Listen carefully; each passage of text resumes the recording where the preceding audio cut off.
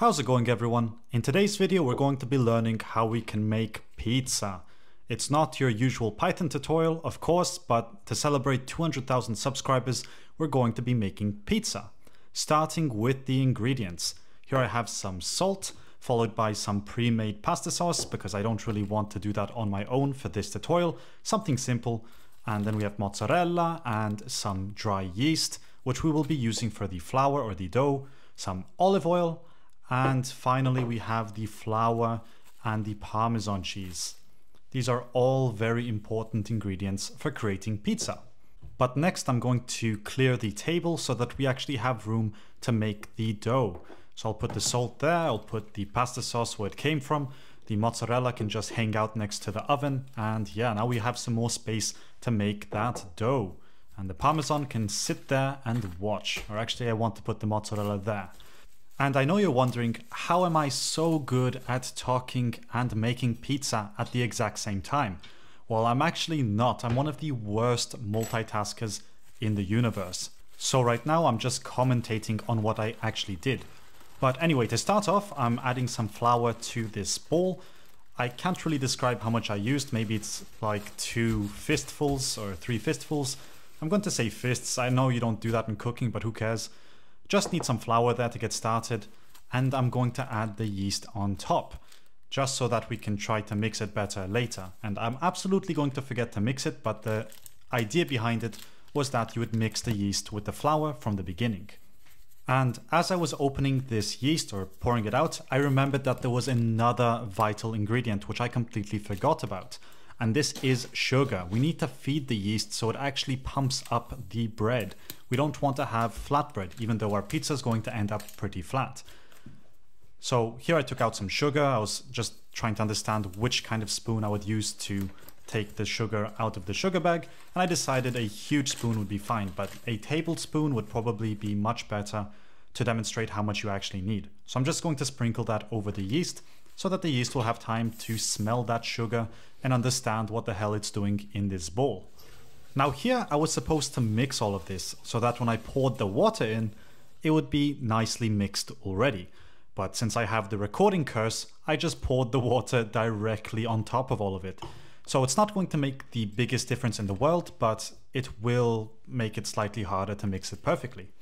Also, a nice trick that I have for making pizza is adding a little bit of oil to the dough. It just makes it so much easier to work with the dough because it doesn't stick to everything as much if you add a little bit of oil. But here I'm using a wine glass to measure the amount of water that goes in.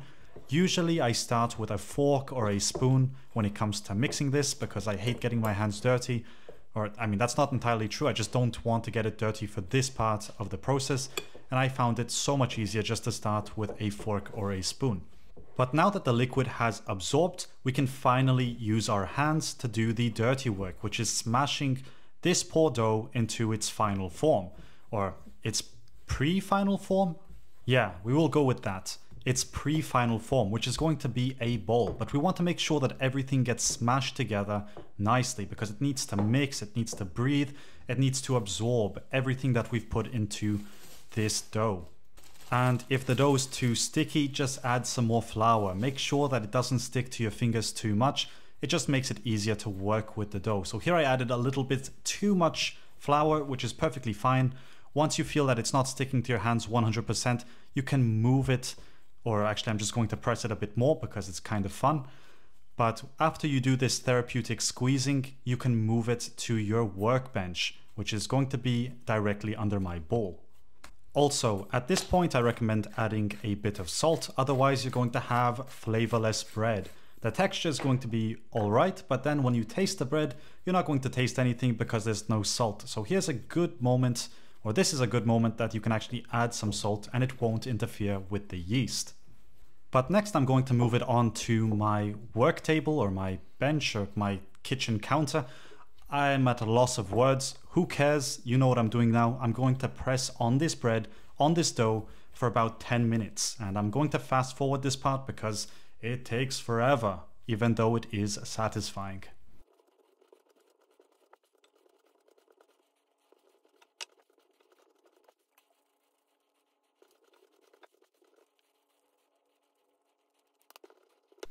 Anyway, after you've worked that bread, it's time to cover it with either some plastic foil or some sort of cloth. But here I was absolutely insistent on finding that foil because I could not find it for the life of me. Oh, e dove cazzo è? L'ho messo... Beh, non esiste più. Ah, in frigo.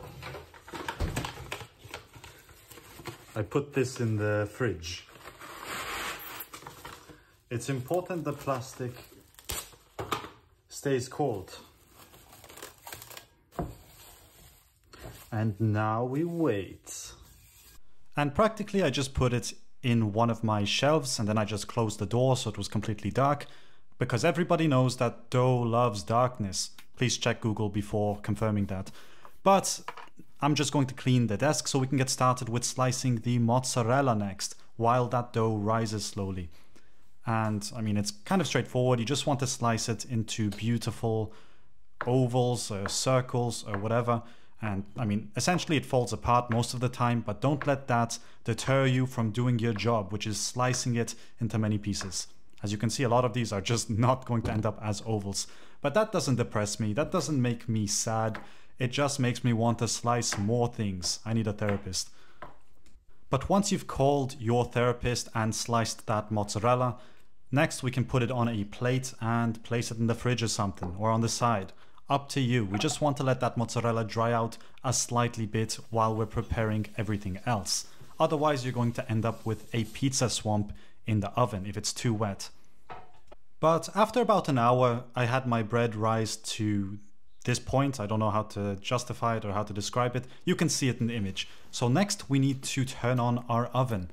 And my secret to making pizza is putting it to the highest possible temperature, which here is going to be 300 centigrade. Although I decided to be a bit cheeky and put it 5 centigrade lower. How cool is this apron? Seriously. But let's move on to actually making the dough for the pizza, or pressing it, or whatever you call it, when you flatten the dough so that you can put the ingredients on top. Because right now we have the dough which has risen, so we're going to destroy all of that progress and make it flat again. And right here I'm just trying to scrape it out of the bowl. There's still a bit of flour on the bottom, which I'm going to want to mix back into the dough. Otherwise you get very weird clumps when you're rolling it out. So make sure you kind of put all of that back into the dough, and then later we're going to try to flatten it. Next we're going to slice this pizza, or this dough, into 3 separate parts, which will each turn into their very own respective pizzas. And as a cool trick, I absolutely recommend you use a sieve to powder your workbench with the appropriate amount of flour. And here I'm going to turn it into a kind of stick, which we can cut into 3 pieces. And I'm going to place that on a board and just slice it into 3 equal parts, or at least 2 equal parts. The third pizza is going to be something I'll do another day, so at least 2 of these should be equal. And then we're going to smash those, or I don't know what to say, we're going to deform those or form those into a sphere. And we're going to do the same thing for the second one.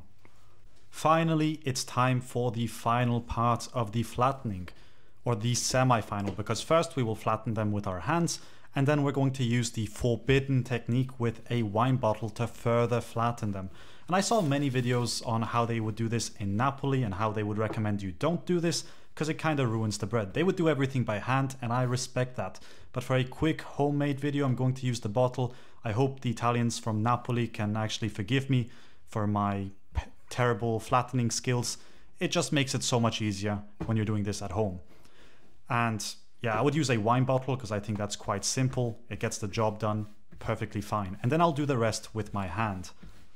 But now that we actually have the base of the pizza, it's time to use some baking paper. And I recommend you put the baking paper immediately under it because it makes it so much easier to transfer it later. So I'll just put it here and make sure it has the same round form as from before. And I can finally get started with decorating it. And here I'm just going to use that pre-made stuff you get from the store. I know you can make this much better if you do it on your own, but for the sake of the video, I'm going to save time and use this stuff from the store. And I absolutely love using my fingers to do this. You can use a spoon, you can use something else if you want, a paintbrush, but I think using your hands just makes the most sense here. You can really feel where the sauce is and where it should go. And finally, at this point, we can add the mozzarella. If you have other toppings, you can also add them at this stage of the process. But for this simple tutorial, we're only going to be using Parmesan cheese and mozzarella. So I'm slowly placing it around in a, I don't know, spiral fashion. I just wanted to cover a lot of the pizza so that when we actually put it in the oven, we will get something similar out of it. And personally, I like to add different kinds of cheeses to my pizzas. Sometimes I'll add blue cheese, sometimes I'll add Parmesan. As you can see in the video, I'm adding some small shreds of Parmesan. I just like giving it some extra flavor or some various flavor. Usually I would order a 4-cheese pizza if I could, but that's up to you. I really recommend you use whatever is local to your country, because ordering things from across the sea usually end up tasting quite terrible in my opinion. So if you have something that's local, go for it. Add your blue cheese, add whatever cheese you have and whatever toppings you want. So at this point, this is what I have. I have one pizza that's ready to go in and one that's ready to be prepared. So now it's time we actually grab that pizza and put it in the oven, because the oven is ready. And doing this with one hand has never been an easy process, but we managed. So get in that oven and start cooking. And I'm going to set the timer to, I guess, 4 minutes. The timer on my oven takes so long to set. I mean, 4 minutes probably already elapsed in the process of setting it to 4 minutes. And not only, at the end of this, I only set it to 3, so I lied to myself. But in general, it's going to take, I would say, around 6 to 8 minutes. So I just wanted to check in on the pizza and I saw that it was having a smoke party. So I added a few more minutes to the deal. And roughly 8 minutes later, we end up with this miracle. Something that actually looks round and has cheese on it. Hurrah!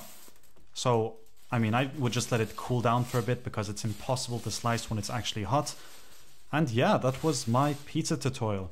I have one that's right next to it, which I absolutely messed up. So I was really happy that the first one succeeded, because the second one, I broke it apart. I did it wrong, I dropped it, and I'm going to give it to my neighbor later, so it's okay.